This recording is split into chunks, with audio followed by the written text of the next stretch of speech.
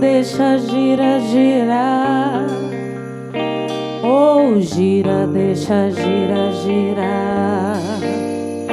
Oh, gira, deixa, gira, girar. Oh, gira, deixa, gira, girar. Deixa, gira, girar.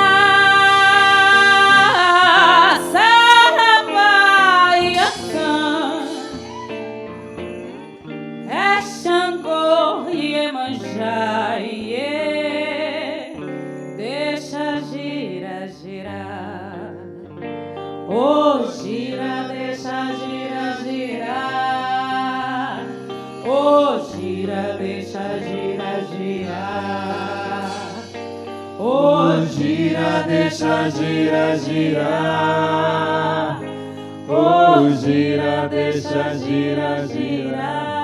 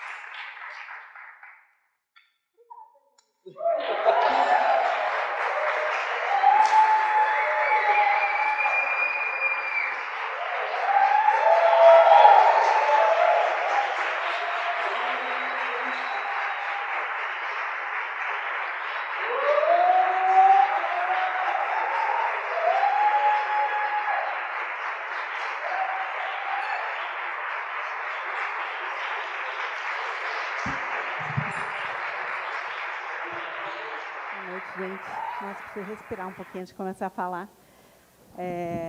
Obrigada pela presença, obrigada por terem vindo, por estarem aqui. Eu sou a Grace, sou fundadora, diretora executiva do Instituto Toriba.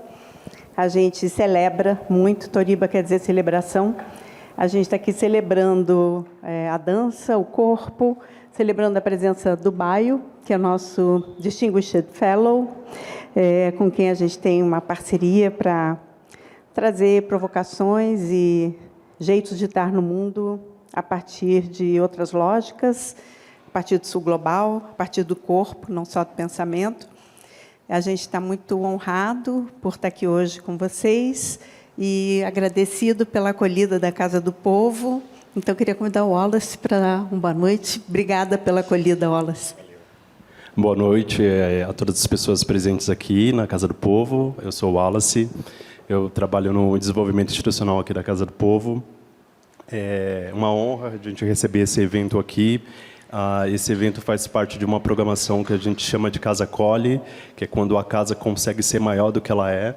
Então, só para quem está pisando aqui pela primeira vez, a Casa do Povo é um centro cultural que foi fundado em 1946 pela comunidade judaica progressista, antifascista, e desde então vem trabalhando com cultura e arte contemporânea ao longo da sua trajetória. Nas décadas de 70, 80, a gente foi um lugar de resistência da ditadura militar. A partir de 2012, com uma programação autoral e com 20 coletivos que residem aqui na Casa do Povo, como esporte, dança, teatro. A gente tem uma clínica aberta de psicanálise que faz atendimentos aqui todos os sábados. A gente consegue também, com esses coletivos, ser maior do que a gente é. Então, eu queria agradecer a presença de todas as pessoas aqui que estão presentes e desejar um ótimo evento para vocês. Obrigada, Wallace. Muito bom estar aqui. Eu gosto muito dessa ideia de ser maior do que a gente pensa que né? Ou do que a gente aparenta ser. E a gente não faz isso sem trabalhar em comunidade, não faz isso sem trabalhar em parceria. Exato. Então, a acolhida de vocês torna estar aqui possível em comunidade e outras parcerias também que a gente construiu e tem construído. Cada vez que o Báyò vem ao Brasil, a gente trabalha com organizações parceiras, com artistas, porque artistas nunca podem faltar nas nossas programações, são eles que veem o futuro. Toriba é uma organização dedicada a pensar futuro, especular e imaginar futuros diferentes, dissidentes e disputar lógicas de futuro que não nos servem. E a gente só faz isso coletivamente e com a presença de artistas junto da gente para nos provocar aí além do que a gente acha que é possível. E eu queria agradecer uma parceria, né, dessa edição, que é uma parceria com a Michele Prazeres, com o Instituto Desacelera, que tem tudo a ver com a proposta que a gente está trazendo, a nossa parceira de mídia. Você quer vir falar?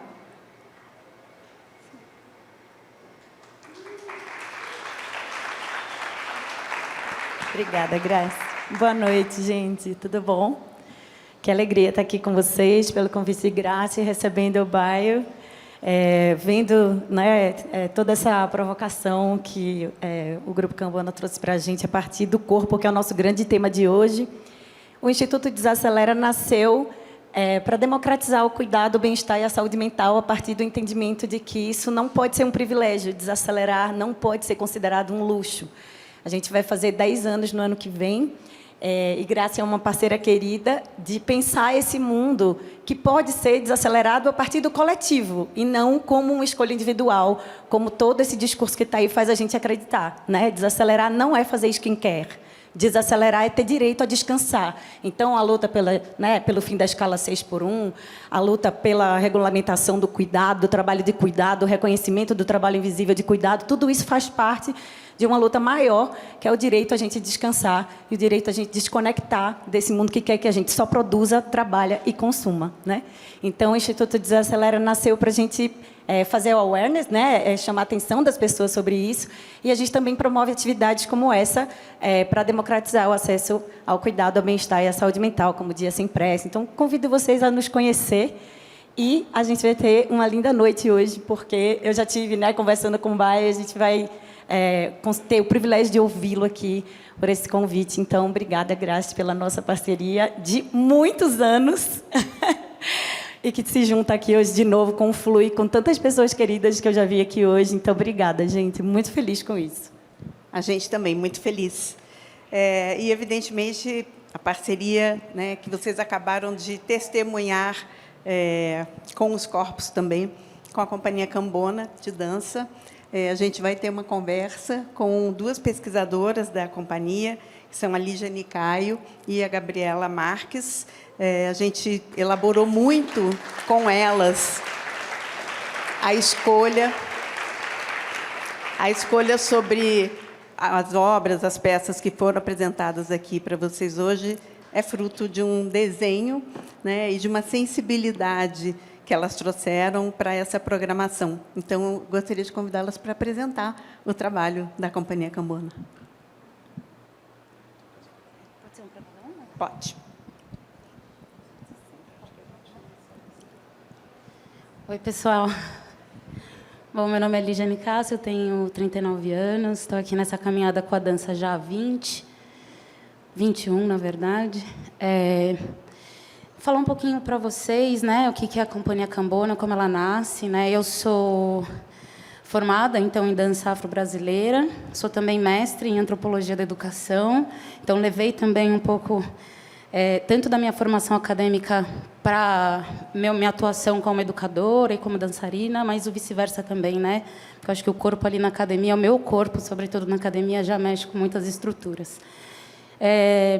A minha formação em dança ela acontece dentro de um projeto social. Não tem como eu falar da Cambona sem falar primeiro desse projeto, porque é o lugar onde a gente se encontra, né? Grande parte, acho que todos nós, com exceção do Rafa, a gente se encontrou nesse projeto.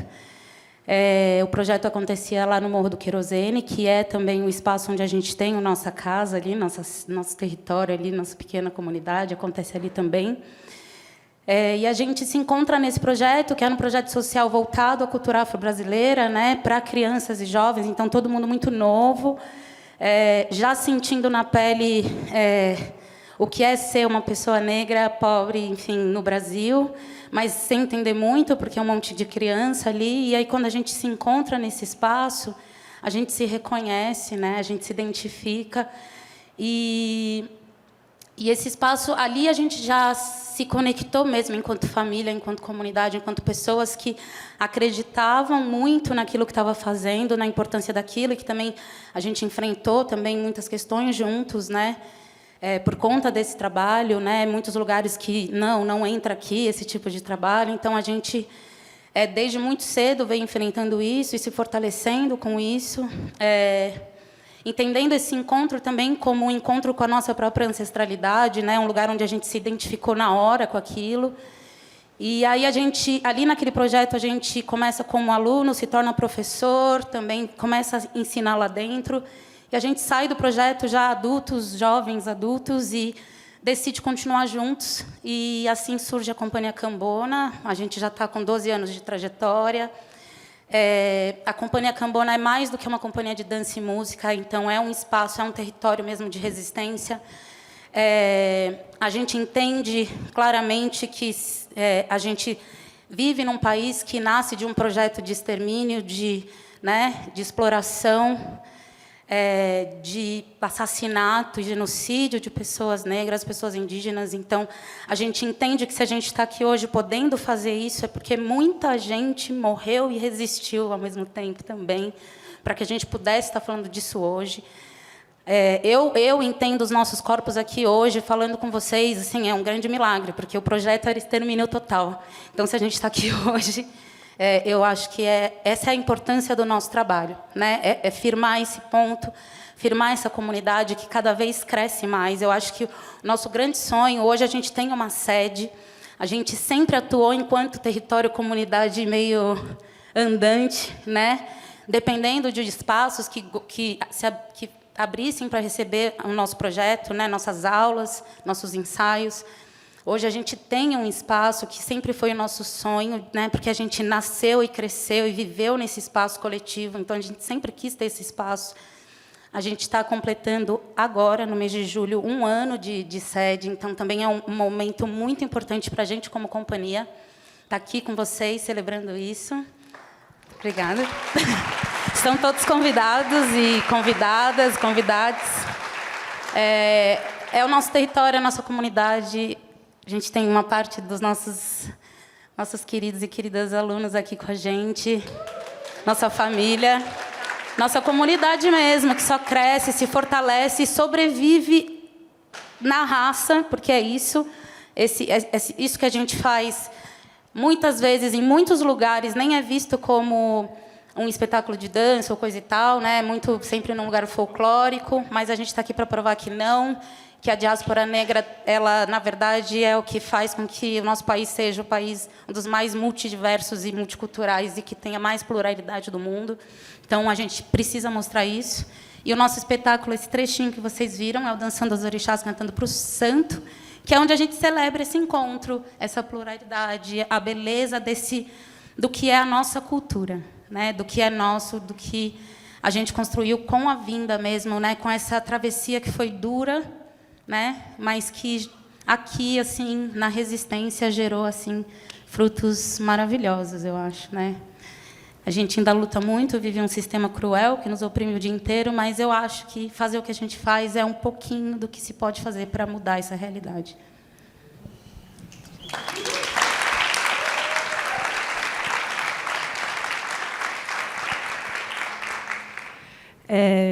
Boa noite. Peço licença para estar aqui, agradeço o espaço, estou muito honrada com a troca, com o diálogo e de poder aprender com o mestre Báyò. E antes de me apresentar e falar um pouquinho, eu queria apresentar a companhia. Então, essa é a Lídia Nicásio, nossa cantora e dançarina e professora de dança. Bruna Maria, dançarina, professora. Marcela, dançarina, professora. Nossa caçula. A nossa caçula. Hércules Laino, nosso percussionista, produtor, liderança, professor. Kissilum, professora, dançarina. Mãe de santo. Rafael Pinho, nosso percussionista, musicista. Daniel Laino, nosso músico, produtor, enfim. Todos nós. Marceneiro. Eu sou Gabriela, muito prazer. Eu hoje estou mais como educadora e pesquisadora da Cia Cambona, também sou cofundadora, junto com muitos deles aqui. E eu queria complementar ali, já falando um pouquinho da dança enquanto conhecimento e enquanto função social. A dança, ela vai além de uma prática artística. A dança, ela é uma epistemologia da ancestralidade afrodiaspórica, né? A dança afro-brasileira. Então, enquanto corpos negros atravessaram o Atlântico e foram sequestrados dos seus territórios, foram capturados, foram ceifados nas suas subjetividades, né? Na sua religião, nos seus nomes, como ali já falou, enquanto esses corpos existem, isso é uma posição política também, porque o projeto político é de eliminar esses corpos. Então, enquanto eles existem, enquanto eles se instauram aqui no Brasil, eles têm memória, eles carregam a memória no corpo. Então, o corpo, para além de ser um território de resistência, é um território de memória e de saber. E isso é muito importante, porque, na verdade, quando a gente dança a dança afro-brasileira, a gente perpetua essa memória e perpetua histórias da ancestralidade. E a ancestralidade que dá caminho para a gente, faz com que a gente resista e construa futuros, narrativas futuras e imaginários daquilo que a gente quer viver, né? Então, o corpo memória de corpos negros, né? Esse conhecimento é localizado, esse conhecimento vem dos corpos negros que atravessam o Atlântico, e isso se perpetua aqui, enquanto história. E aí é interessante falar que a dança afro-brasileira, ela vem desse fundamento da ancestralidade, que aqui no Brasil, quem salvaguarda esse fundamento são os terreiros de candomblé. É um território, os terreiros são territórios contracoloniais que salvaguardam códigos, símbolos, signos, todo um fundamento dessa ancestralidade e dessa cultura que vem de África, desse território de África, né? E aí, quando se incorpora um orixá dentro do terreiro, esse orixá dança. E esse orixá dança à medida que se ouve o toque, né, do atabaque, e à medida que se entoa o canto. À medida que ele dança, ele conta a história, ele conta as mitologias através dos símbolos, das gestualidades, das expressividades daquele orixá.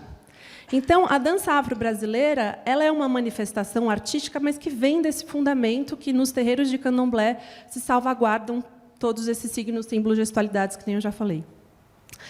Então, quando a gente dança, a gente conecta com a ancestralidade, a gente conta as histórias, que são histórias sagradas no presente, e a gente narra esses futuros, né? E a gente também cria uma referência desse imaginário que é tão importante, porque é um imaginário contracolonial, né? Se a gente pensa a dança como epistemologia, a gente está indo muito além dos conhecimentos das narrativas hegemônicas supremacistas, né, antropocêntricas, ocidentais, embranquecidas. Então, a dança é uma epistemologia, é um lugar de saber, né, que reinscreve esses corpos negros tão estigmatizados no passado, por conta da escravidão, aonde eles quiserem estar, aonde eles quiserem, o que eles querem narrar para si mesmos, os lugares que eles querem ocupar, né? Então, a arte tem essa função. E, para além disso, a função social da dança, principalmente na Cambona, vem num lugar de criação de comunidade, de vínculo, de coletividade e de pertencimento, principalmente. Eu entrei nesse projeto social, eu e a Lígia, a gente era uma das mais velhas, né, desse projeto, a gente entrou com 17 anos. 18. A menorzinha, na época, que acho que era a Tainá, tinha 10 anos. Então, a gente cresceu junto, a gente está todos esses anos juntos, né? Há 20 anos, que nem a Lígia falou. Então, se isso não é resistência, se isso não é perpetuação de memória, né? E na dança, a gente, além de praticar, experimentar a vitalidade do corpo, a convivência, a própria comunidade, a gente experimenta um lugar de liberdade também. Obrigada.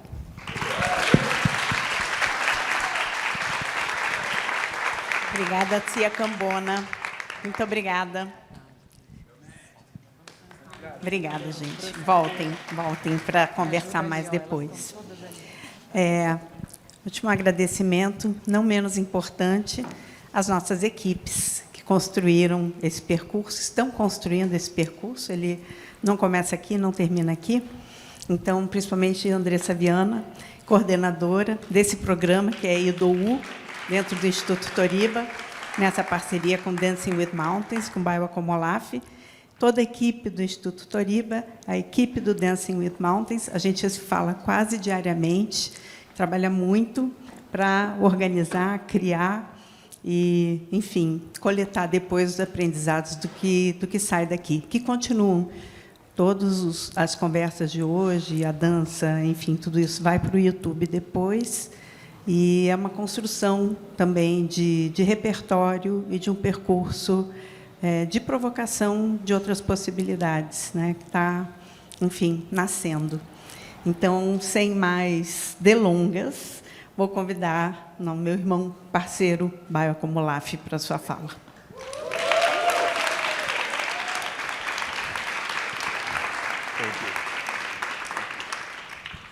Okay. Thank you. All right. Boa noite. I'm learning. Slowly, I'm learning. Hello, everybody. And let me start, before I give thanks, let me start by saying that the mistake is thinking that dance is entertainment. Dance is not entertainment. Dance is not even resistance. It's deeper than resistance, right? There is a philosopher called Antonio Gramsci. I'm sure everyone knows him. He had a famous quote. He said, "The old world is dying and the new world is trying to be born, and this is the time for monsters." Where I come from, the monster is a form of dancing, right? Yoruba people like to dance, and I'll tell you lots of stories, right? Dancing is how monsters are born. The monster is resistance, right? So I would like us to start this evening, not with thanks and gratitude. I'd like us to thank each other for being here. Everyone, please rise to your feet. If you can rise to your feet, please rise to your feet. Okay. First of all, a round of applause for Cia Cambona. Just give a round of applause for them.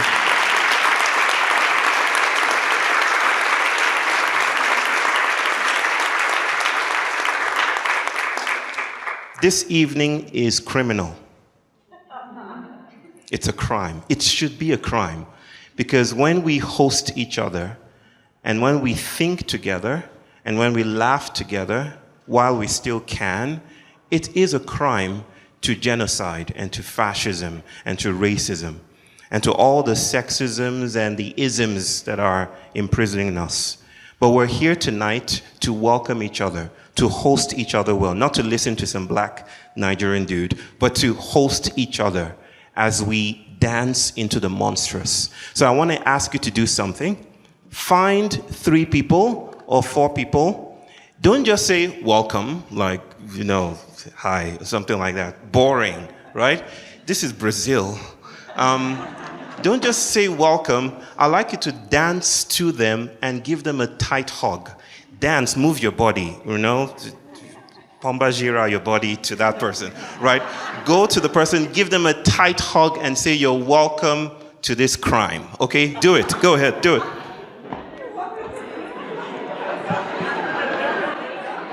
You have to dance, folks.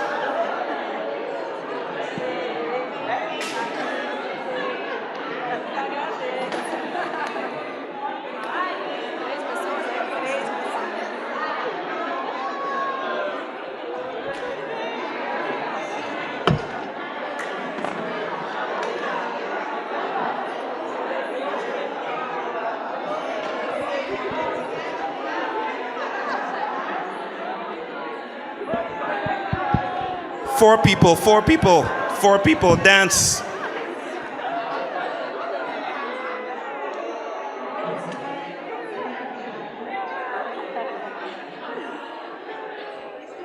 All right, that's it. What? Yeah.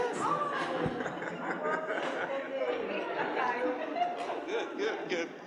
All right, you can sit down. Thank you.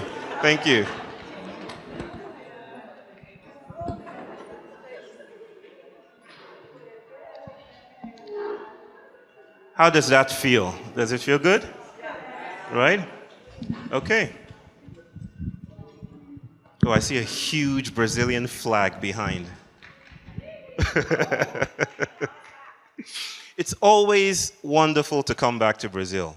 I think I've been here like 30 times or something, or climbing up to 40 times. I need a Brazilian passport and a Brazilian name. Yes? Okay, good. I love to be here. Every time people ask me a question like, are you excited to be in Brazil? It's like the most obvious response. Of course it's Brazil. And Brazil keeps on attracting me because I feel spiritually anchored here. This is my spiritual home in many respects. But I want to start today and thank you for joining us. Please, one more round of applause for yourselves. Just one more. Thank you. Thank you for coming out this evening. Thank you. And an even louder round of applause for Instituto Toriba and the wonderful folks, Graciela, Andressa, Cia Cambona, everyone making this happen. Thank you. Okay, so I want to start this evening. We're here to talk about the body. But before I get into that, I want to start, and it might be a bit of a challenge because the slides are down there, and I would need to turn once, and again to refer to it. So I'll need to dance as I do this. I want to start with a story, a short story, but a quick question. How many of you remember your dreams? When you wake up, you remember your dreams. How many of you, like me, don't remember your dreams? Yes, you're my people. I don't remember my dreams. You do? No? But I remember one dream from when I was 2 years old. I still remember that dream. It was the most powerful dream ever. We were in Germany. I think I was 2 or 3. And my father was an ambassador, a diplomat. And so we lived in Germany, in Bonn then. He wasn't an ambassador then. I had my sister, my big sister, my younger sister. And in this dream, I saw my mother.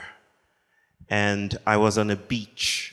And I cannot remember what I was doing on a beach, but I was on a beach. And the beach was yellow for some reason. And my mother's face was like the moon.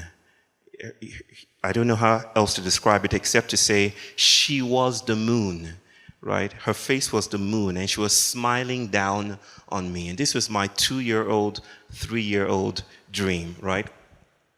Now, I tell you that, oh, this is me when I was small.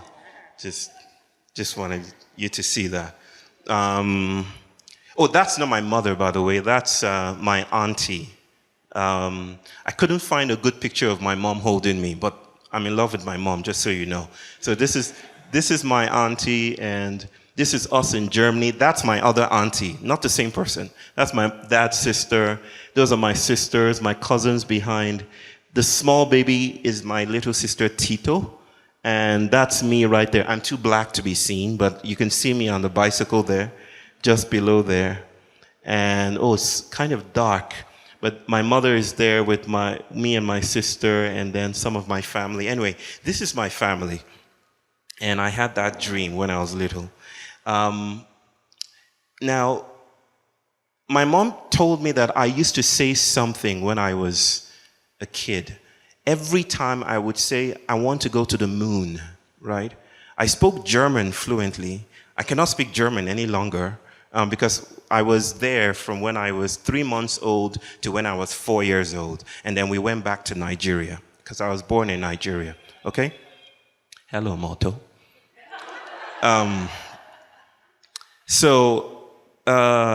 I used to say to my mom every time, and she didn't understand why, that I want to go to the moon. I want to go to the moon. And so tonight I want to go to the moon. The moon today is my mother. And I want to tell you a little bit of her story. Some of you have heard this before, but I'll tell it again. So my mother had twins, okay? In Nigeria, twins are very popular. How many of you have twins here? You have twins? Oh, okay. How many of you have twins? How many of you are twins? No one's a twin here. Oh, you're a twin? Oh, you have twin boys. Good. If this were in Nigeria, almost half the crowd will raise up their hands. And I'll tell you why later. I don't know why, but I'll tell you something about it, okay? So my mother had twins, but the first day she had those twin boys like you, they died, right? They died the first day they were born. And I didn't know this until recently because my mother didn't talk about it at all. She didn't like to talk about it. In Nigeria, with the Yoruba people, when you have twins, there's always a name that you give the first one and the second one that comes out. So the first child that comes out is called Tai or Taiwo. Everyone say Taiwo. Taiwo. Taiwo means I came out first. That's what it means. Simple. The second one that comes out is Kende. Everyone say Kende. Oh, you're excellent. Anyone speak Yoruba here? Everyone speaks Yoruba. Kende means I came out after that guy or person that came out first, right? Kende literally means I came behind the other person, right? Taiwo and Kende are a very powerful story in Yoruba culture in Nigeria. But even more powerful is the third child that comes out. Because in Yoruba culture, when you have twins, you're giving birth to trouble. You're giving birth to trouble. If you have twins and you don't have a third child after the twins, Yoruba people say there's going to be trouble in the community. So we say Eshu comes after the twins. Eshu, lẹ́yìn ìbejì. Ìbejì is twins, okay? So we say Eshu comes after the twins, which is our way of saying Eshu will come and fix the problem, right? The twins are always fighting or something like that. It's the third child that comes and helps the twins meet each other. Okay, and the third child is always called Idowu. Everyone say Idowu. Oh, what's it called in, say it again. Dom. Yes. Dom, right? Idowu is what the Yoruba people call the third child. So my name is actually Idowu. But my mother refused to give me that name because she did not want to remember that she lost her children. on the first day that they were born. And so my life only makes sense between two things. My elders are telling me that I lost my brothers, but my work in the world is to heal binaries, right? Whether it's the left and the right or good and evil, my work as an Idowu is to help compost the binary. And that's what my work is. But that's not all I'm here to tell you. This is my way of introducing myself and my people and my mother and my body in Brazil. But I want to tell you about my people, because it's fascinating that a lot of Brazilians I speak to don't know the history of the Orishas or the Ifa tradition or where it comes from. And I want to say a little bit about that, because some people ask me a question, is Yoruba a language or is it Yoruba a people? And I want to say something about that. Has anyone here been to Nigeria before? Anyone? Oh, okay. Okay. Or West Africa. Anyone been to West Africa before? You've been to West Africa. Where did you go? You've been to Nigeria. Okay. Anyone else? No one? Okay. Okay. Okay. So let's talk about the Yoruba people, just to get us started. The Yoruba people are 52 million people. 52 million, more than 52 million actually, people in West Africa identify as Yoruba. We have about, in fact, there's not just one Yoruba, there are about 40 to 50 Yoruba languages, right? Not just one. My father spoke a different Yoruba from my mother, right? Different Yorubas, different names, different histories, different spiritual traditions. Wonderful. It's one of the largest ethnic groups on the African continent. And it's one of the Niger-Congo languages. I've said it already, with 50 languages or 50 dialects. Some of you may know this story. The Yoruba people trace their civilization from Orun. Orun means heaven, right? And the story is that Obatala, what's Obatala? Is it Oshala? Oh, is it Oshala? No? Is it Obatala? So Obatala is Oshala. We'll figure it out. Yes? Oh, so Obatala is not Oshala, I'm hearing. Good, good, good. But Obatala, I love this. Obatala and Oduduwa. Do you know Oduduwa? Oduduwa and Obatala came down from heaven on a spider's web and created the first city on planet Earth called Ile-Ife. Okay? Ile-Ife is where the Yorubas trace their lineage from. They said all of humankind came from Ile-Ife. So Oduduwa was the first king of the world, and Obatala was the Orisha that put all of them together with clay, made everyone, whatever color you are, made all of us, right? That's the story we tell ourselves. Now, look at the video, or the picture in the slide. Those are twins.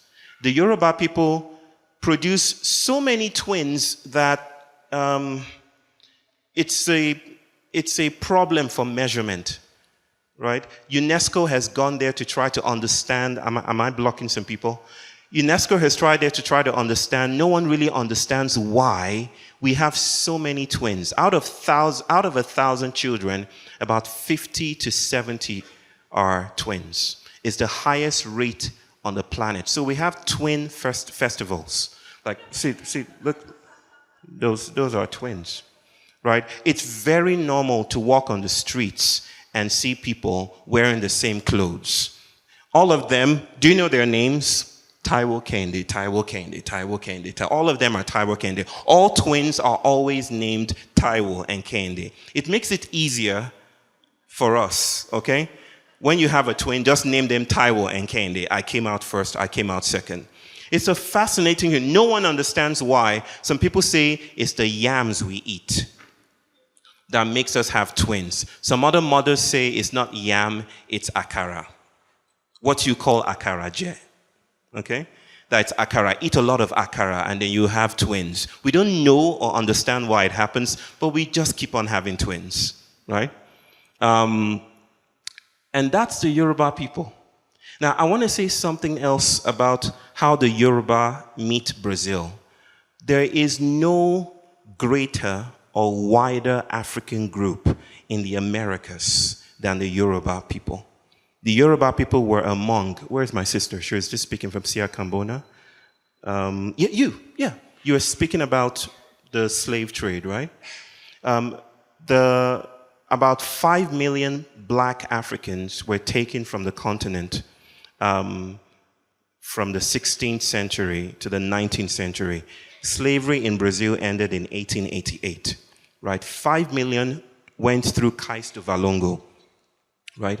And the Yoruba people were the dominant African group, not because they were large, but because something about their spirituality was very strong. The Ifa, the Orishas. And every time they were stolen and put on a slave ship and brought here, they came with all their technologies. So they came with Shango, the Orisha of thunder and lightning. They came with Ogun, the Orisha of iron and war and steel. They came with Oshun. Everyone knows Oshun, the Orisha of the river and the waters. They came with Eshu, who is my uncle, right? And they came with all the trickster energies. The Orishas crossed with the cargo. The slave masters tried to count the bodies, but those bodies snuck in the Orishas as well, right? And when the Orishas came, they changed their names. So you can see in the slide here, Shango became Shango. Yemoja became Oshun became and Eshu became, right? They changed their names. Something about the crossing changed their names, and they landed in Brazil and they took on new clothes and they entered the people and created beautiful things with the people, right? Akara became Akaraje. Do you know the meaning of Akaraje? Akaraje means come and eat akara in Yoruba, back in Nigeria. But as it crossed the Atlantic, come and eat akara became the name of the food. So akara je means akara je, right? If you understand what I'm saying, right? And it's a bean cake. And then I've written something about is that, I don't know how to pronounce that. Is this the Baianas? Baianas de akara je, right? In Salvador, one of my favorite places in Brazil, right? They sell it, but they're practitioners of the sacred, connected with the histories of theft and slavery through the homelands, right? I wrote some other things that I've been researching. Abara, is it Abara? Is it Abara? Yes. It's a different meaning and a different pronunciation back home in Nigeria. I don't know how to pronounce that. Is this Atabak?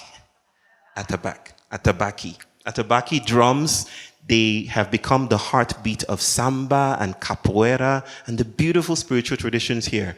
And then the beautiful carnival groups. I've met Olodum. You have to teach me Portuguese. Okay. Ileaye. Ileaye means the land of life, right? Okambi, Dida. All of these are not trivial matters. They are embedded in mothers and grandmothers and moon faces and stories we tell our children back home in Nigeria. Of course, the Yoruba people are not limited to Nigeria. They're in Ghana, they're in Togo, they're in Benin Republic, they're in Cotonou, they're everywhere, right? And in 2023, or I think in much earlier, maybe 2013, I may be getting the dates wrong, that's the Oni of Ife. He's the paramount ruler of all the Yoruba people. And he came to Bahia and he was given a wonderful welcome. And he named that city a holy city for Yoruba people, right? So the Yoruba people have been here. We've been here for 500 years. And we keep on interacting with this magical land that is Brazil. And that's how I want to start. But I want to start with a proverb from the Yoruba people. And this is a proverb that I think meets our dancers and the vocation that we're playing with here, the body. This proverb says that children do not come out of the world. Oh, they do not come into the world, they come out of the world. I'll say that again. Children do not come into the world, they come out of the world. I wrote in my newest book that the body didn't arrive from a pure place. The body came out from the world's own material, dragging its grime and dust and murk and quivering bacteria and colonial arrangements and tinkering tentativity, sorry about the language, into the bump of an engorged belly. It's my poetic way of saying that none of us are pure. The Yoruba people understand that when you're born, you're dragging ancestrality with you. You're dragging the filth of coloniality with you. No one here can claim purity. And that is the gift of being a body. And that's how I want to start, with the body. So everyone, please just touch your body as if you're just meeting your body for the first time. Just touch your body. Don't be weird about it. Just, touch your body. Don't be like, You can do that if you want to. Okay? We want to talk about the body as a mixed bag. And we want to talk about the body as the stage of resistance and the stage of refusal. And I want to talk about the body as a problem for modernity and why Brazil is constantly in my mind as a place for new thinking about the body. Okay? How many of you use ChatGPT? Just raise your hands up. Don't be shy, If you use ChatGPT, let me see your hands up. If you use Claude, let me see your hands up. If you hate AI, let me see your hands up. How many of you have phones? You have a phone. Let me see your hands up. Okay, so whether you hate AI or not, it's the same data center that equips you to use your phone and Twitter. Is it called Twitter? No, it's not called Twitter. It's called X. Whatever, right? We are all connected with these realities. No one can claim purity. But I want to say something about the body under siege. And this is how I like to start. The body under siege. The body in trouble. Right? I'm not sure why I put that guy there. Oh my goodness. How many of you are happy that Spain won the World Cup? No? Well, I'm happy. I don't care about you. Well, I just put Donald Trump there to rile you up. I'm not sure why I did that. I don't like Donald Trump. So the body is where we begin. The body at the border. The body in genocide. The body under the algorithm of ChatGPT, the body in global warming, the body in the clinic, the body on the screen. How many of you have tried to dissociate yourself from the phone, for instance? You don't want to use your phone. And I say that as everyone raises their phones to record what's on the screen. How many of you have tried to remove yourself from the phone? You're like, today I'm going to meditate and align my chakras and just be at peace and not use the phone how many of you have tried to do that? Excellent. Thank you. Thank you. How many of you have succeeded? You've succeeded. Oh, is that like, no? Kind of. The body is under siege. We are being claimed by algorithms, by giant corporations. Bodies are claimed by war. Donald Trump is about to start, or rather continuing the war in Iran. The body is under siege, right? And every morning, there's a new kind of urgency, a new notification, something to something to add your name to, a new petition. It's like your attention is constantly invited and named and corralled and captivated by the world around you. How many things do you attend to every day? You have to attend to the news, you have to attend to the genocide in Gaza, you have to attend to so many things. There's a petition here, there's another petition there, there's a protest here. You have to be pro-trans and pro-this and anti-this and anti-that. It's like our bodies are constantly pulled in so many directions. It can get exhausting, right? Every headline demands that the body respond, that the body take a position, to issue a verdict, to choose a sign, to act, right? I know this is not only my experience, it's yours as well. Right? And the body responds, the body marches, the body posts. How many of you are good posters on social media for causes that you care about? Right? No? No, sir? You're shaking your head. You don't use social media at all? You do. Have you ever posted about something you care about at all? You have. So you should raise your hands up, brother. What do you say? You're about to what? Oh, you're not good at it. Yeah, but you still do it, right? Raise your hands up, brother. Like you just don't care. Right? So it's the body votes, the body donates. You're constantly donating. You're constantly called to be good. The body speaks out. The body does what the crisis demands. And the crisis demands more. Right? Every time we're being called to take a position. And when we take that position, the crisis says, that's not enough. Take another position. And then when we take that position, the crisis says, even more. We need more. We need more of your time, your body. We need you to be here. Take a stand. Take a vote. Call your senator. Get rid of Trump. Support Spain. Don't support Argentina. It's all the things that we're being invited to do to be bodies. And it can be very exhausting being a body. Right? And every time that happens, our bodies tighten.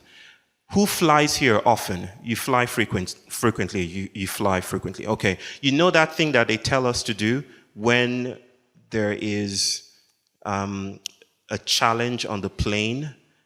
Maybe, not that they want there to be a challenge on the plane, but they say if there is turbulence, brace, brace, brace. You know that, right? So if we're going to land in the sea, everyone do this, right? You know that position, right? And maybe it's a computer graphic. There's always this smiling computer graphic person that is smiling as their plane is exploding for some reason. And it's like, brace, brace. It's like modernity is constantly reproducing crisis. And then we're told to take a position, to stand in this way. And every time we respond, our bodies tighten. Our bodies brace up even more. We freeze into place, right? And this is what I call the tightening, right? This is where I want to begin. The climate, the fascism, the racism, everything is real. I'm not dismissing any of that. However, I'm noticing, as I write here, that the crisis, what the crisis does to the body that responds to them is to tighten it. And so we become tightened bodies, right? We become anti-fascist. How many of you are anti-fascist here? How many of you are anti-racist here?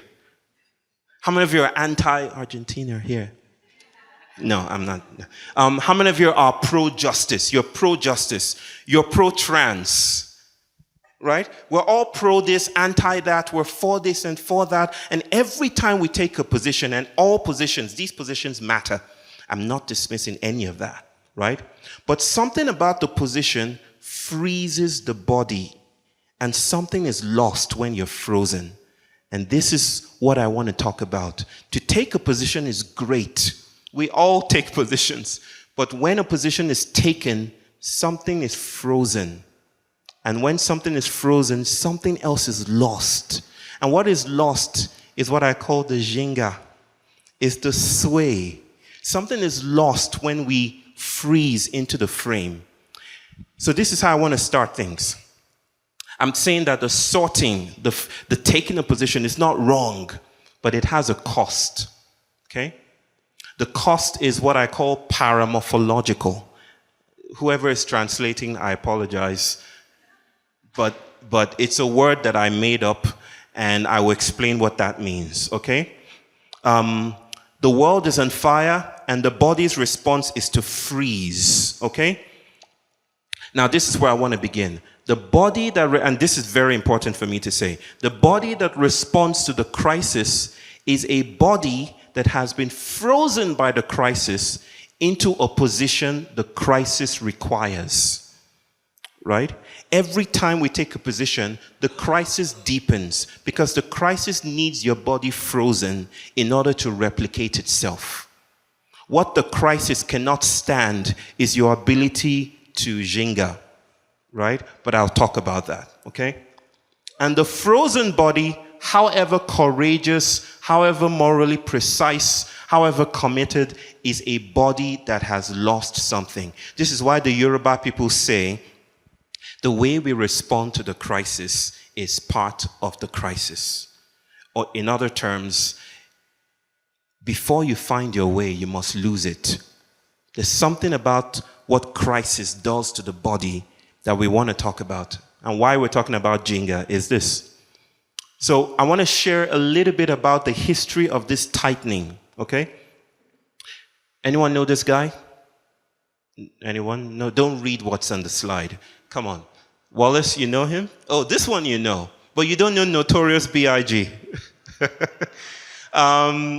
W.E.B. Du Bois was an American sociologist, the first black graduate from Harvard University, right? I'm a scholar of this guy. I try to study him. I try to live with his words, right? He said that blackness is a problem for thought. I want to repeat that. Blackness is a problem for thought. What did he mean? He meant that in his time, something that white folks were doing was to try to understand black bodies.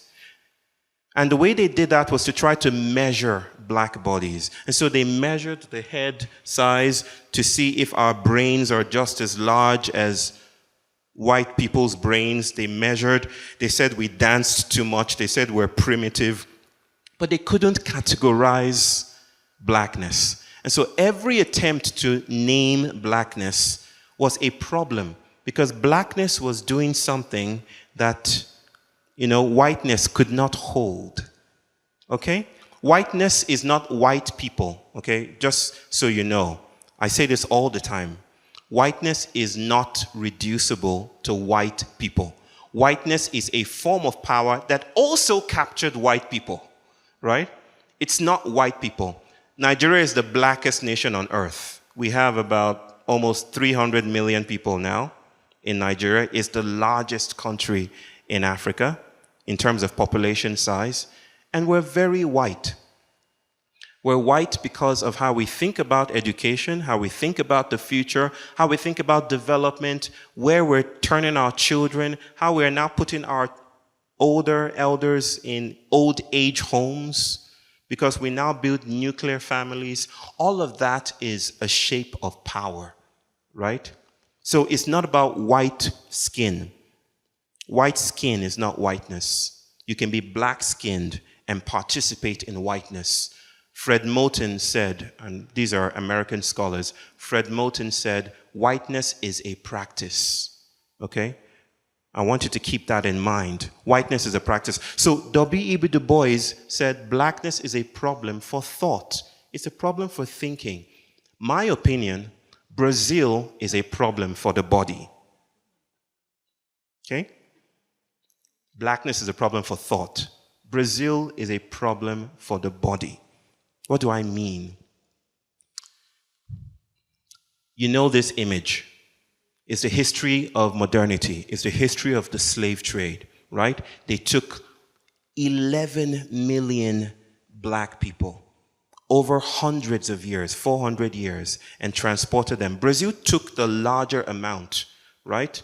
Most of them went to other places, the United States, the Caribbean, right? But Brazil took most of the bulk of black Africans from West Africa and from Central Africa. In slave ships, those bodies were compressed. Now, if you were in a slave ship, God forbid, but if you were in a slave ship, it wasn't economy class on a plane. You were shoved into a tiny container that was 6 feet, 1 foot, 4 inches wide and long. You were shoved in there. And your wrist was shackled to another person. So they were shackled ankle to ankle and wrist to wrist. The men, sometimes the women, in rare occasions the children, right? They were shackled and chained to the body of the ship, to chain them, to imprison them. They were captive, stolen bodies. It wasn't economy class. It was theft. It was criminal. Okay?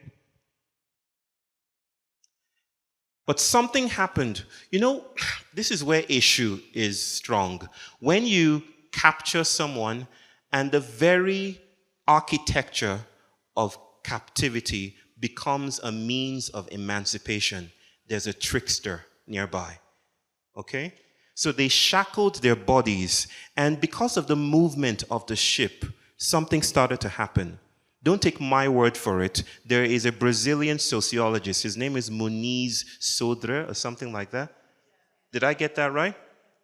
And there's a Brazilian actor. His name is Nestor Capoeira. Did I get that? Does anyone know him? You know him. Good. So everyone else doesn't know him, but you know him. Okay? Nestor Capoeira is his name. Muniz and Nestor, among other thinkers, suggest that when they were shackled to the slave ship, as the ship started to move, the ship was teaching the bodies something. It was teaching the bodies how to sway, right? Because they had no choice. They were not passengers. The white people on the deck were passengers. But when you're tied to the ship, right, your body has to respond differently in the ship. If you were tied to the airplane, it's a different thing than being a passenger on the airplane, right? So something started to happen to their bodies, and they started to sway along with the ship, right? The chain, I write, became a vector along which the ocean's motion was communicated to the bodies of the captives, right?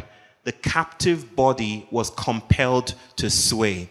You see, those people who captured Africans, I think they made several mistakes. They started to think, oh, we need to keep those bodies productive. And so they would release them sometimes and bring them to the upper deck of the slave ship and tell them to dance, right? It was called dancing the slaves, right? They would tell them to dance. And there's something called in Jamaica, how low can you go? I don't know if you know this. I'm not very flexible. It's an exercise where there's a rope and, Camilla, you know this one? Everyone knows it? What's it called? There's a rope and, yes. What's the name? What do people call it here? Could you say it louder? Okay, what she said.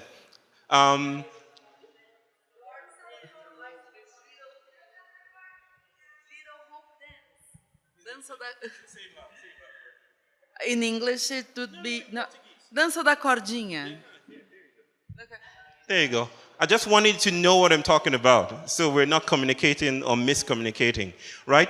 Those bodies would dance under the ropes, and it's how low can you go. That's a game now, but it emerged, according to some theorists, from dancing the slaves on the slave ship, right? So they made them dance to keep them productive, and so that they could sell them at high prices when they got to the Americas, right?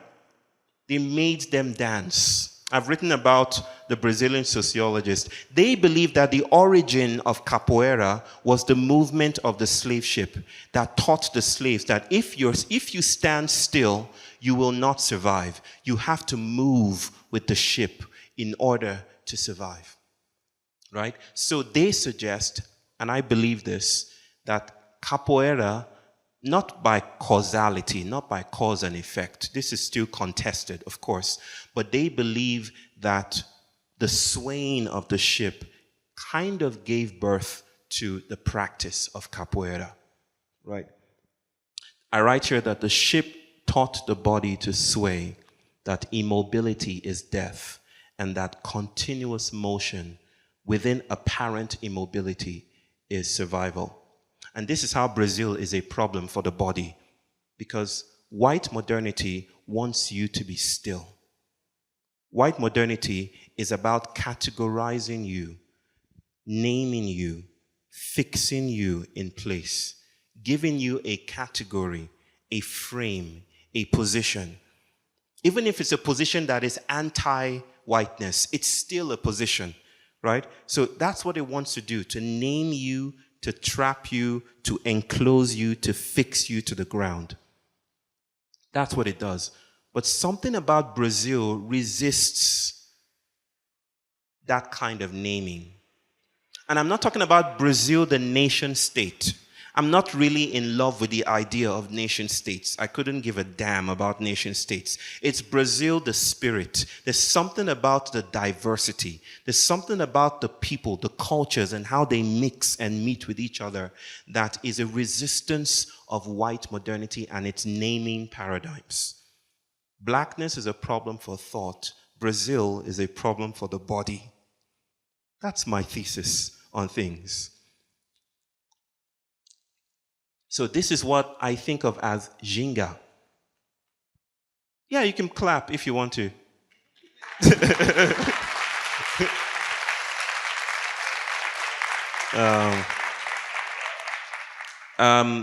Of course, I didn't invent the word ginga. Ginga, no one actually knows where it comes from or the meaning. It doesn't mean anything per se. There are many things it means, and there's nothing that it means. But it's doing a lot of work.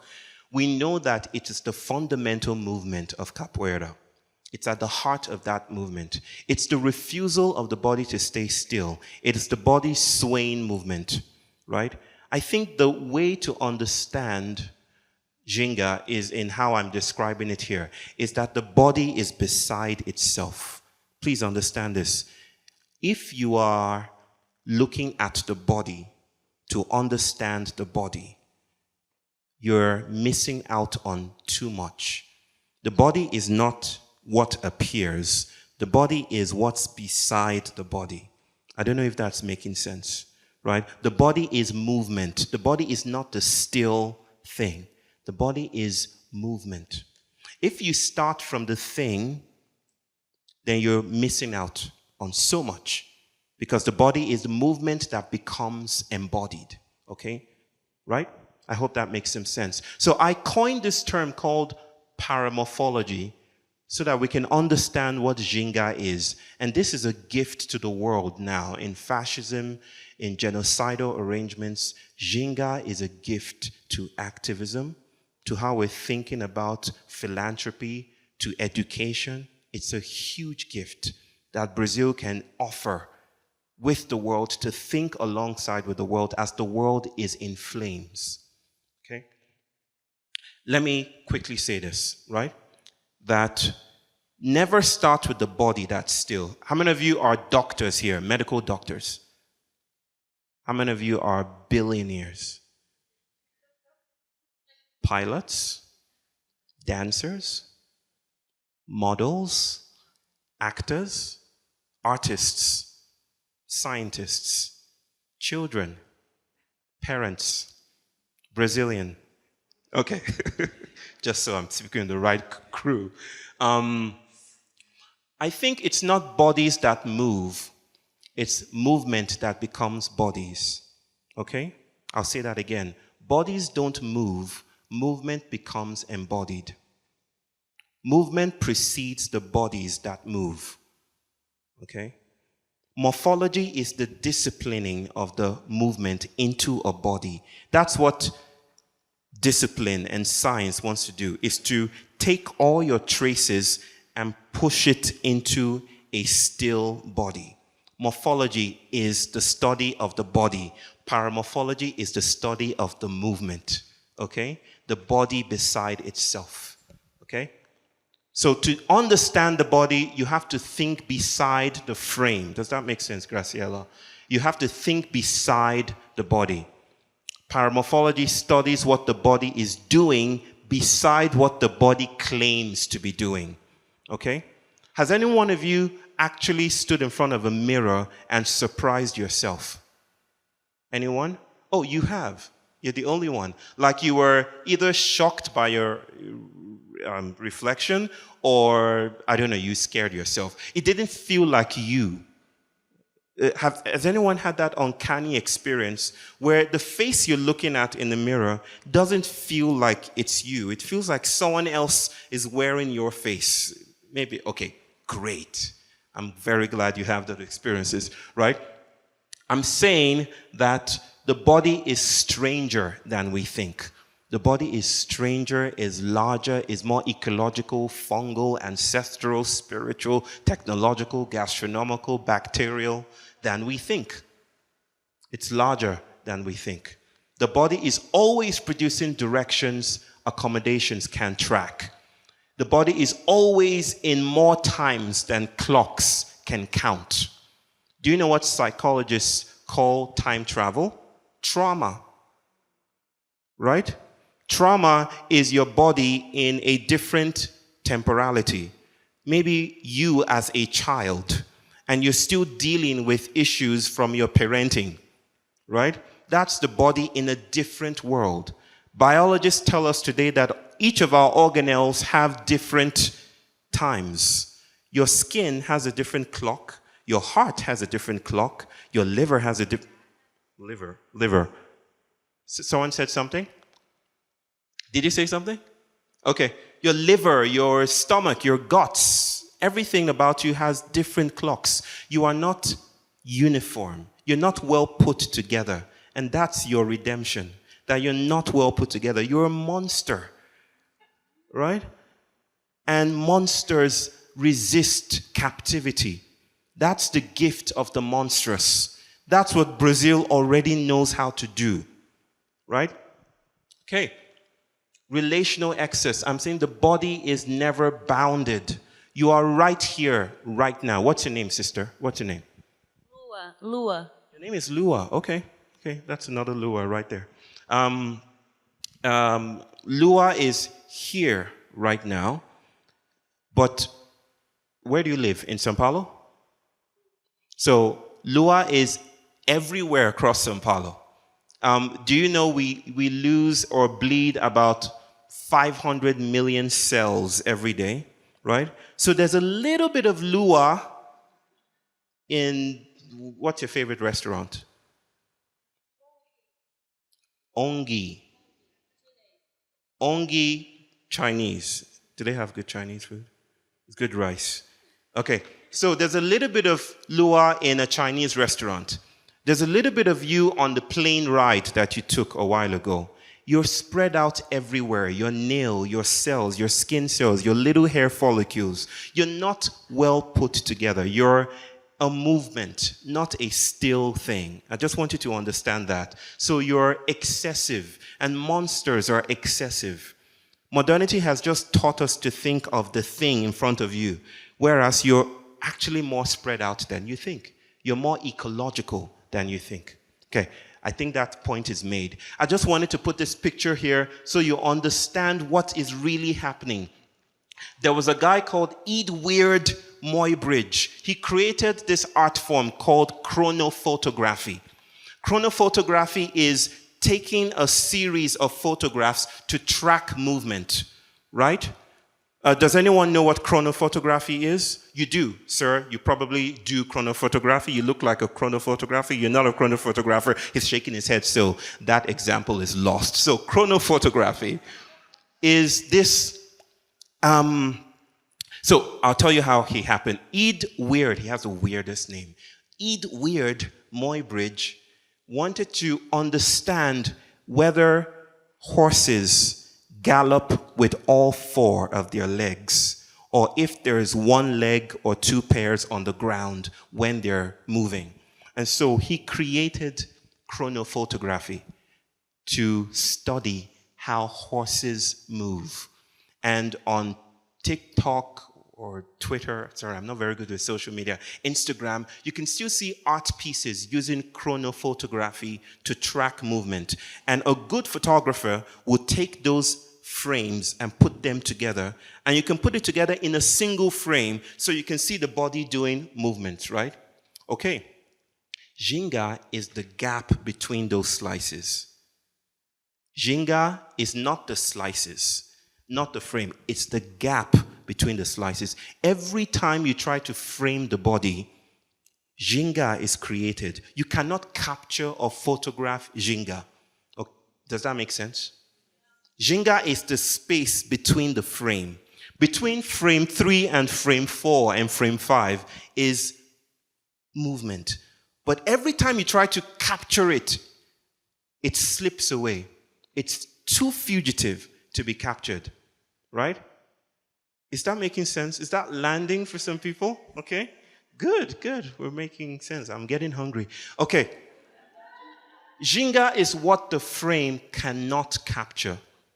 What the frame cannot capture. It's the movement between positions. We started this whole thing by talking about positions, how the body is tightened and braced. Take this position, be anti this, be pro that, and that perpetuates the crisis. Ginga is the space between positions. It's the movement that cannot be tracked, right?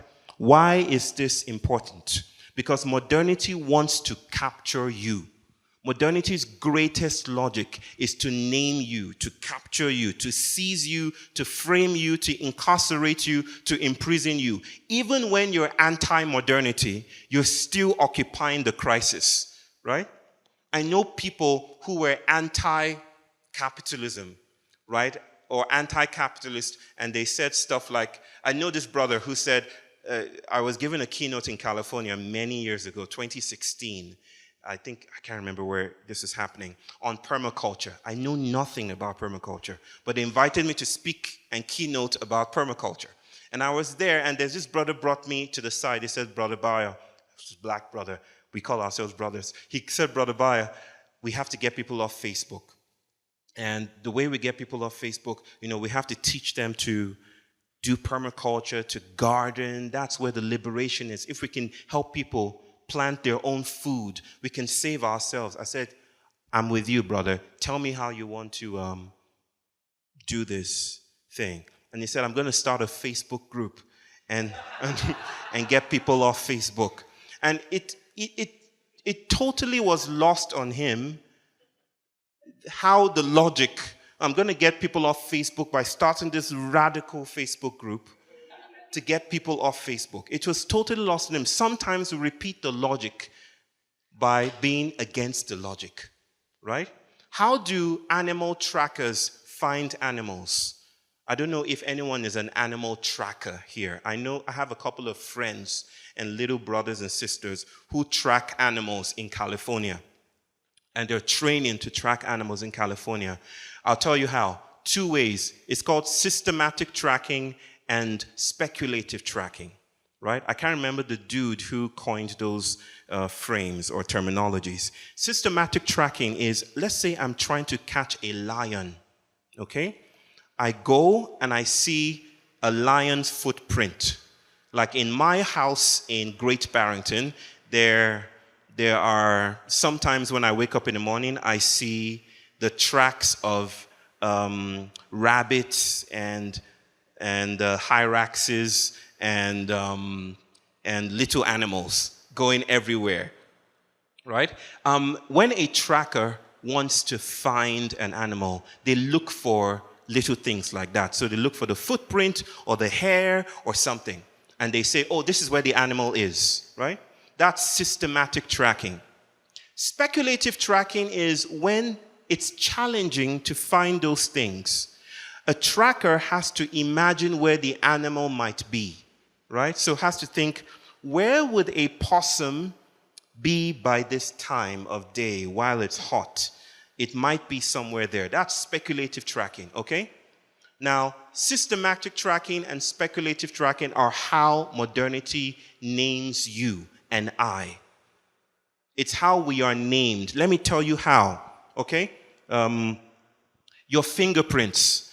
Does anyone leave fingerprints on things that you touch? Does anyone have fingerprints here? Do you have fingerprints? If you have fingerprints, you're trackable. The city-state can find you easily. There's this show on American TV called CSI Miami. Does anyone know CSI Miami? Oh, you're my people. CSI Miami, and then this guy that wore, what's his name? The glasses, who was always... there's something particular about forensic criminology. They know how to get your blood sample, or how to get the splatter sample, or how to get your fingerprints off things. That's your body, and that's tracking, and that's what modernity does all the time. How many of you have your passwords? Do you have passwords, people? Do you have passwords? I'm a Nigerian. Could you tell me your password? You didn't get the joke. If you have a password, and let me ask you this question. Do you store all your passwords in your memory? All of them? Where do you keep your other passwords? I'm not going to check your stuff, you know, I'm not going to. But do you keep it? Where do you keep your passwords? That's the question. On a piece of paper, right? Or somewhere. Maybe on your phone or something, right? We are spread out in this way. Psychologists call it the embodied cognition. We don't think here. We think with furniture and paper and pen. We store memory everywhere around us. That's your body as well. You have data. Facebook knows more about you than your partner, right? If you're on Facebook. Instagram knows more about you. You know, these social algorithms, they have mountains of data. I've never participated in dating culture on social media, right? I never did, but I know. Could you tell me one popular dating app? Ginga? What do you say? Tinder. Oh, Tinder, yes, that's what it's called, Tinder. I thought you said Ginga, I was like, oh my goodness. So Tinder, it's Tinder, right? Tinder there was this documentary that showed how Tinder produces mountains of data on people. They know what you're going to do, they know who you like, they can direct your dating life in the direction that they want. That's your body spread out. And the nation state has access to that, right? So fingerprints lead up to the citizen. Digital traces lead up to the consumer. Your sleep score on your app leads up to your patient. Developmental milestones make up the child. These are traces of your body left everywhere. Digital traces, alchemical traces, bacterial traces. You are spread out. If you think you're here now, you're deceiving yourself. You're not here now. You're everywhere. You're probably in Rio right now. Your body is everywhere. Okay? That's the point. So, what I'm trying to say, though, is even with systematic tracking and speculative tracking, there's something your body does that the nation state doesn't understand. And every time the nation state tries to capture you, your body spills away from that. What does that mean? Ginga is when your traces do not add up to identity. I'll say it again. The nation state takes your traces, fingerprints, and they build an assemblage and they make up Lua, right? They say, oh, this is Lua. This is Lua's fingerprint. They build a data profile and they make the person. But sometimes that process is glitched. Something happens and Ginga disrupts the data and they're not able to create an identity. Ginga is the misregistration of traces. The misregistration of traces, okay? Ginga is the limitation of representation. We all want to be represented, but there's a limit to what representation can do. And Ginga is the limitation of representation and measurement. You can measure the body, But every time you measure the body slips away. And the slipping away is called ginga, okay? It's not escape. It's not something you do. So I don't want you guys to think, I'm going to ginga tomorrow. And I think maybe on Tuesday. I'll ginga Mondays and Tuesdays. It's not something you have to plan to do. It's what your body is already doing. It's what Black theorists, Brazilian scholars, it's what actors and artists already know deep down, that you cannot capture the body. That modernity is already on a failing enterprise. Okay? I named ginga as the beside motion of every named form. Ginga is the crossroads. And I'll end with this. I want to give you evidence. Evidence, okay? During the pandemic, and I was sharing this recently, during the pandemic, they wanted to study 6 feet. Remember 6 feet? 6 feet. Everyone stays 6 feet away from each other. Everyone remembers. Do you know that? Did it happen in Brazil? It happened in Brazil. I know that. First week happened everywhere in the world, right? So 6 feet stuff. So scientists put a video and they wanted to study how people interact with each other in the public. And they noticed something strange. Something very strange. This was published in Nature journal recently from back in the pandemic days.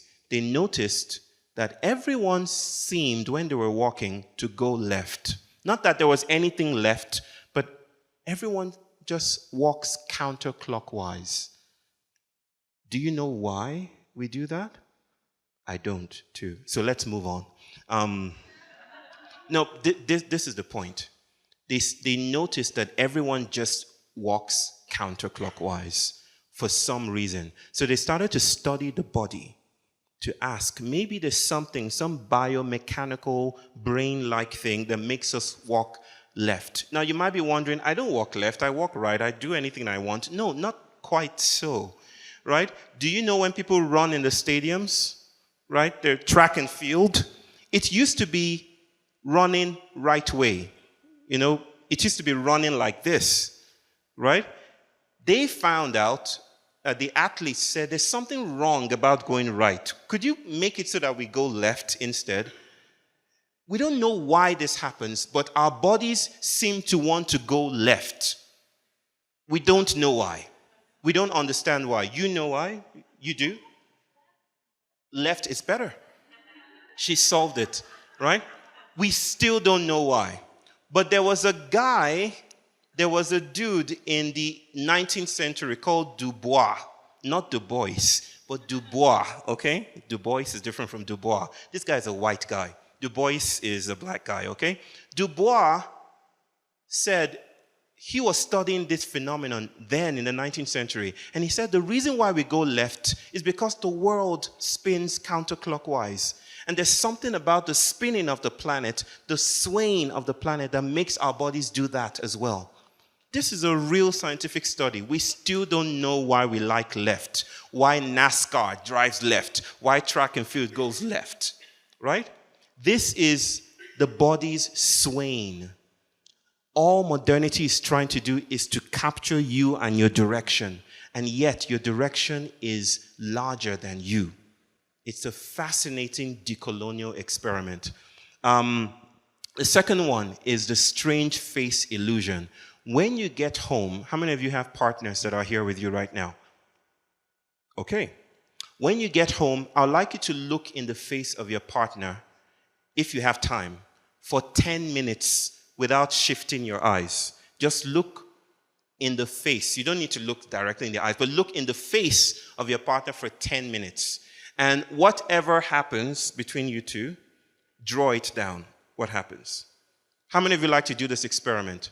There was an experiment by a guy called Caputo, right? Caputo put people in a room and told them to sit in front of each other and watch their faces for 10 minutes. And something strange happened. Their faces started to change.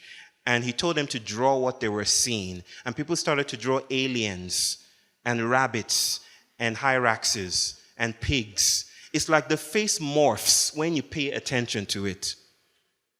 It's strange. This is not new age stuff. This is not ayahuasca stuff. I'm talking about people, business suit people in a room, right? Sitting in New York or wherever, looking at their faces and being shocked that their faces, the most stable part of your body, the part of your body that modernity recognizes and puts on screens, the part that goes on Zoom, if you sit with your face for 10 minutes, something starts to happen, that your face is not actually here. It's strange. It's real scientific, gold standard empirical research. Say that again. Did you say browsers? Monsters! There you go, high five from there. Okay, and then the last one is morality. Let me ask you a question. How many of you are good people here? Just if you're a good person, raise your hand. You know, Ishu is my uncle, so just, if you're a good person, just raise your hand. Just raise your hand. If you consider yourself, I'm a good person, I'm good. I do good things, I throw my trash, I support Spain, I do stuff like that. Right, if you're a good person, just raise your hand up. Again, one more time. So in a prestigious journal called PNAS, studied about 300,000 people, Canada, the United States, and some, I don't know, another European country, Australia, right? They found that people are loyal and faithful to their people and to their partners in springtime for some reason, and not in winter. Who said why? I don't know why myself. Yes, they just found that it was consistent around these places that experience these weather patterns, that morality was tied to the seasons, that it wasn't tied to you. You are not the source of your goodness, it's the weather. Right? So you might think, oh, you know, I'm a good person. This is another funny one. Judges in a court of law, I like this example. This is my favorite stories to tell. Judges in a court of law were found to be more lenient, more compassionate to the criminals or to the people who were accused in front of them when the furniture around them was soft. I'll say that again. When the furniture was cushiony and pillowy and soft, they were kind. But when it was hard, they gave the people life sentences. They sent them to jail for life. You might think, well, a judge is compassionate. No, it was the furniture. It's the furniture, it's the weather. Your body is everywhere, right? Your body is not inside you. Your body is what the weather is doing. It's what bacteria is doing. This is ginga. Ginga is the impossibility of captivity. It's the idea that you cannot be fully captured. You cannot be fully named. The very attempt to name black bodies, to capture them, gave birth to capoeira, gave birth to samba, gave birth to all the wonderful, beautiful Afro-inspired cultures, among the other indigenous practices that makes Brazil such a wonderful, vibrant ecology, right? The very attempt to capture you gave birth to ginga. And that is what I think is the invitation of our times, to notice the ginga. Now, you might say, this is how I promise you I'm ending now because you have to go home and I'm hungry, right? You might say, okay, so I get this point. I understand it to some extent, you know, but what do we do with ginga? What do we do with it? Do we practice it? Do we start ginga communities? Do I get into a capoeira group? What's happening, Báyò? Tell me. So there's nothing to do with ginga. Can we share these slides with people some way? So you're probably going to leave this room, hopefully, and you will go out into the world. There's still genocide. There's still fascism. There's still suffering. There's still pain. All of that still exists. And the world will tell you to take a position. I'm telling you, take the position. Take it. Call your senator. Do all those things. You should do that, so do that. But carry ginga with you. Because you're already carrying ginga with you. Because your body is already doing something that captivity and coloniality does not know how to name. Maybe the politics of our time is not about being for Lula or being for Bolsonaro or his son, right? And I know the elections are coming soon. Maybe it's not about taking another position. We need a different kind of politics. Of course, support Lula, okay? Support whoever you want to support. Okay, support whoever you want to support. Vote for whoever you want to vote for. The thing is, ginga is present as you do so, and your body is doing other things. We need art and politics that knows how to appreciate the dance that our bodies are already doing. Because when we play with the ginga, new possibilities, new subjectivities, new imaginations become possible. And that is the gist of today. So I like to end with this story that I love to tell all the time. When they captured black bodies from the African continent, 11 million over 400 years, there's a story Yoruba people tell. This is coming full circle. They said that Eshu wanted to travel. Eshu likes to travel. Eshu is the traveler. Of all the Orishas, Eshu loves Qatar Airways and he loves traveling, right?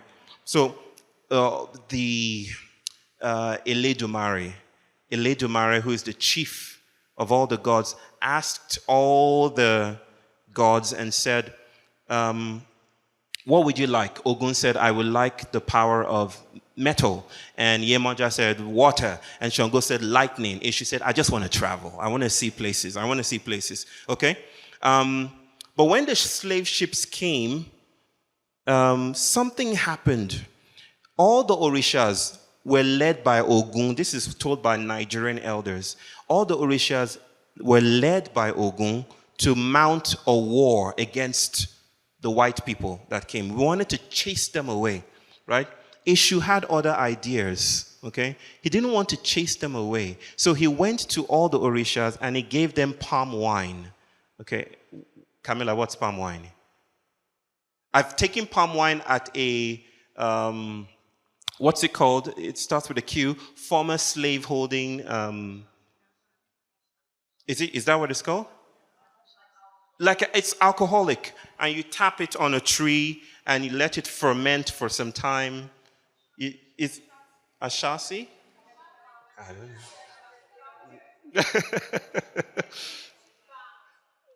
know. Say that again, sister. VG Palma. Sugar cane, entendeu? Okay. Cachaça vem da sugar cane.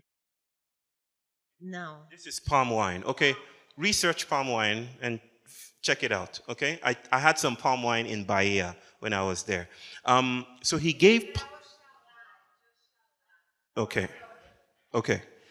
All right. So he took palm wine and he gave to all of the Orishas, and he made them drunk, and they all fell asleep. Yemoja, Ogun, Shango, everyone, Oshala, everyone went to sleep, and Eshu snuck aboard the slave ships and traveled with the enslaved people to the Americas. And that's why I want to leave this story, that even in captivity, even the very embodiment of captivity, the slave ship, was jingaing with the trickster inside. I'm sure we're asking questions about how to respond to Trump, or how to respond to right-wing fascism, or how to respond to genocide. All of that, those are beautiful questions. But I think what we need right now as a people are practices of attention to what our bodies are doing that betrays positionality. If all we do is merely to take a position, we are contributing to reinforcing the logic of the crisis. We need something more than just taking positions. Many of us take positions all the time. Call your senator, do this, do that, but we're still trapped and we're stuck. Now is the time to dance. Now is the time for monsters. Now is the time for ginga. I think that's how I end. It's a good way to end, right? That's a good, okay, let's end.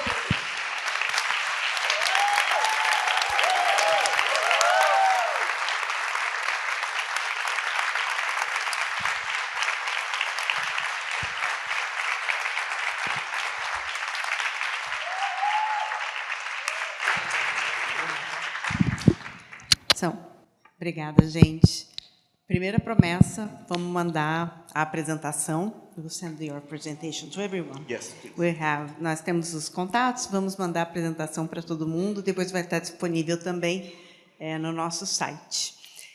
A gente tem um limite de tempo aqui. Eu estou vendo a Andressa chegando perto de mim, assim, meio gingando, dizendo, está na hora de acabar? Tá. Mas a gente se comprometeu.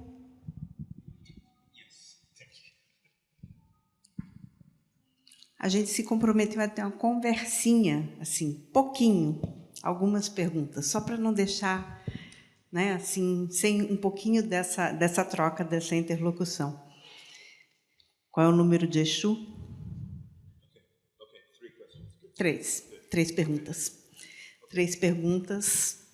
E aí, vamos lá. Quem chega primeiro? Felipe.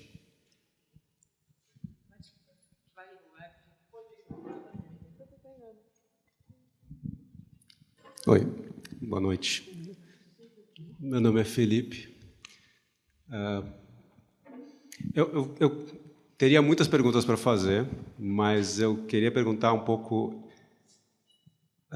como o Báyò vê a ideia do corpo. Porque você fala bastante no corpo e na ginga do corpo, mas eu ouvi muito quando fala o corpo individual. Eu acho que a ginga, e pensando em capoeira, tem muito da coisa do corpo relacionado com o outro, corpo coletivo. Enfim, acho que uma coisa característica importante assim das nossas culturas de festa é a ideia do corpo como sendo também um corpo que está junto com outros, né? O carnaval é um corpo coletivo. Então, pedi para ele explorar um pouco essa coisa de como o corpo é mais do que somente o indivíduo, que é uma das armadilhas da modernidade capitalista neoliberal, tal, que é prender o indivíduo em uma unidade, e como a gente pensa a coletividade como um corpo que ginga também. Okay, I think I understood that question. Individuality is a practice of modernity. Well, not particularly of modernity, but for our conversational purposes, it is a practice. You are not an individual naturally. You are an individual by practice. You are an individual because of relationships. There's something in Africa that's called Ubuntu. You might have heard about Ubuntu. Ubuntu, I mean, everyone has taken Ubuntu to mean anything you want it to mean, right? But Ubuntu is the call to notice that bodies do not relate. Relations come before bodies. The world is not made up of things. The world is made up of relationships, right? It's relationships that secrete bodies. So you are a constant practice of embodiment, right? And I'm not saying that you are practicing your body. I'm saying, for instance, that your body is made up of other entities that are practicing your body. Have you heard of a demodex? Demodex? You don't know what a demodex is? Do this. Just touch your face. Yeah, like this. Seductively, touch your face seductively. Inside your cheeks, there are little tiny critters. They look like, have you watched the alien movie Arrival? You've watched Arrival, sci-fi movie? They look like the child of the aliens in that movie and spiders, right? And they live deep in your skin. There's no amount of cleaning that can get rid of them. They have their lives in your face. So they give birth in your face, they die in your face, they make love in your face, they go to university in your face, they have carnival in your face, right? They have land acknowledgement rights in your face. So whose face is it, right? It's not your face, it's their land. Every time you touch your skin, you're colonizing other people's lands, right? So the idea that we're individual is a modern ruse that divorces us from relations. I think collectivity is still another form of individuality because it's still a form of counting, you see? 1, 2, 3, 4, 5, 6. How many people does it take to make a collective, right? So I think collectivity is still tied to the logic of individuality. When I speak about ginga, I'm speaking about something that is not individual or collective. It is something that is so monstrous, we don't have a name for it. It's the way that I am participating in your mentality right now. It's the way that anytime I come to Brazil, I feel Brazilian, right? I don't dress Brazilian, but I feel Brazilian. It's how we enter into a room and you can almost sense the feelings in the room. There's this author called Teresa Brennan. She's a feminist author. She wrote The Transference of Affect or something like that. I can't remember what the title was, but she said, when you enter into a room, you can feel whether the room is joyful or sad or one particular way. Is that feelings are not even human. Feelings are territorial, right? So individuality is collectivity. I'm not sure what you were asking, but I wanted to respond that way. And ginga is the invitation to go beyond that. Okay? Her? Obrigada, boa noite. Meu nome é Aline. Muito se fala sobre a importância de sermos pessoas resilientes, comunidades resilientes, negócios resilientes, para a gente buscar uma transição para uma nova forma de viver no mundo, né? Só que essa ideia da resiliência me parece muito próxima do que a gente ouviu aqui essa noite, que é suportar, né, uma crise que vem, tentando buscar, ao final do dia, manter aquela mesma posição atual. Dos estudos que eu tenho feito sobre a ginga, ela me parece que é um convite decolonial, inclusive, para a gente abandonar a ideia dessa venda de que temos que ser pessoas e comunidades resilientes para buscar um novo mundo, né? Então, queria te ouvir se a ginga pode ser esse convite alternativo a uma ideia ética de pessoas e comunidades e negócios resilientes.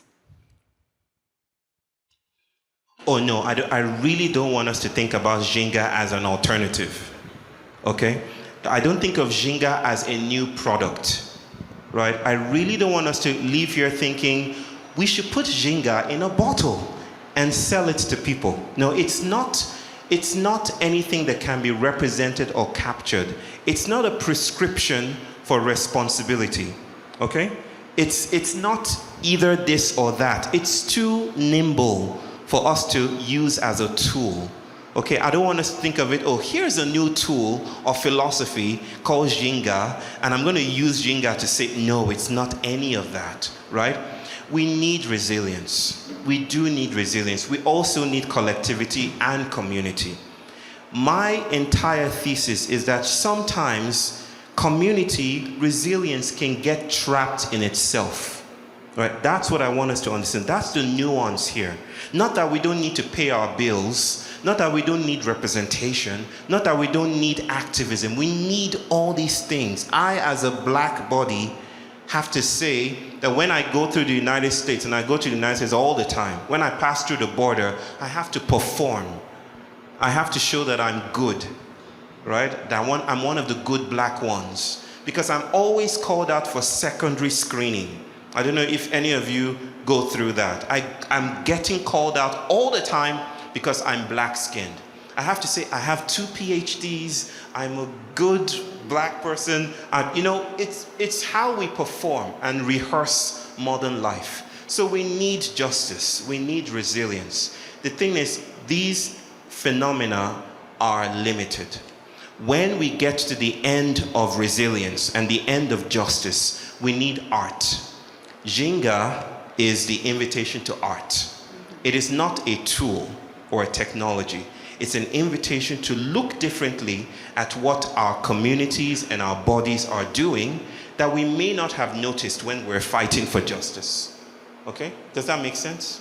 Some sense? Okay. Boa noite, meu nome é Marco.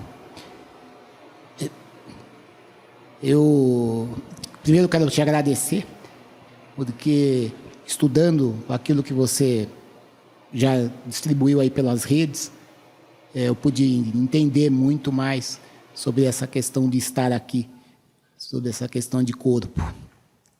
Mas eu queria te perguntar se O que a gente vive hoje, a modernidade, que nos isola, porque esse padrão de rede social ele não une, ele isola, ele tira a ginga, né? Ele evita que estejamos aqui conversando, né? A rede ela é só um caminho, né? É o que o algoritmo nos traz. Se você acha que esse fenômeno de rede é o que está tornando essa crise tão grande do fascismo, do racismo, de tudo isso que se apresenta, porque ele coloca poucos a falar com muitos, né? E a ginga é um desafio a essa rede. Yes, I agree.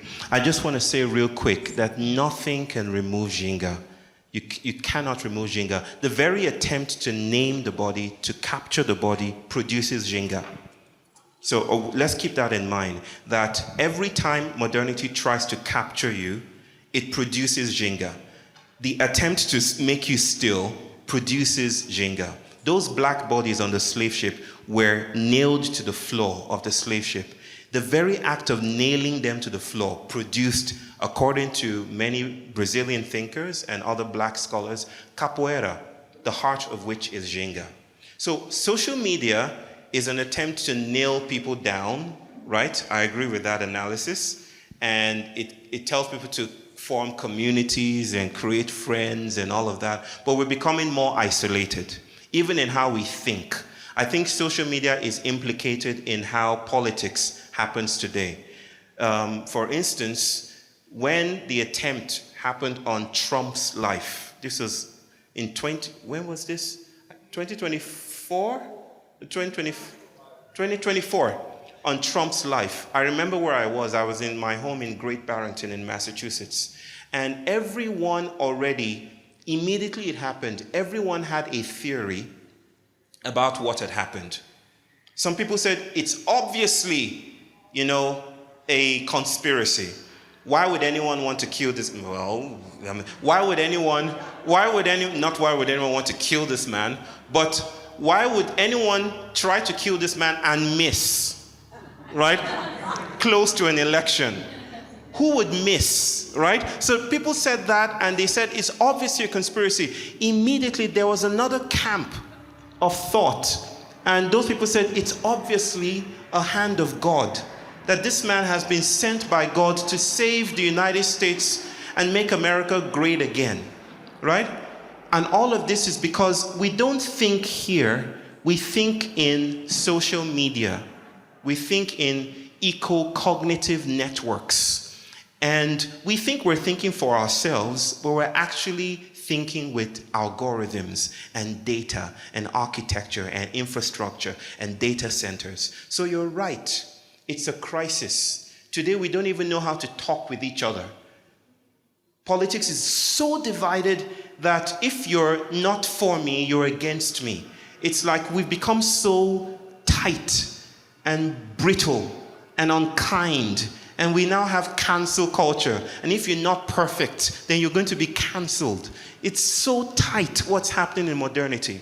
You're right, sir. But I think every attempt to tighten us even further produces streams of decolonial generosity, which is what ginga is. And I can give several examples, but you're all hungry, and I can see your faces, and we'll talk about that.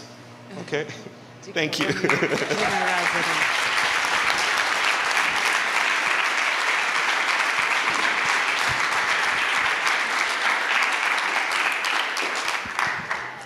Então, agora a gente termina, depois das perguntas. O Báyò realmente está com fome, eu sei disso. É justo que ele esteja. Passou o dia se preparando para estar aqui com a gente. Muito obrigada mais uma vez. A gente vai continuar a conversa. Báyò volta em breve. Vamos estar de novo anunciando onde, quando, em que dia que a gente vai estar fazendo a próxima conversa. Posso dizer qual vai ser a próxima? Can I say what will be the next conversation? Can I spoil it? A próxima é a encruzilhada. Ok? A gente se vê na encruzilhada em outubro.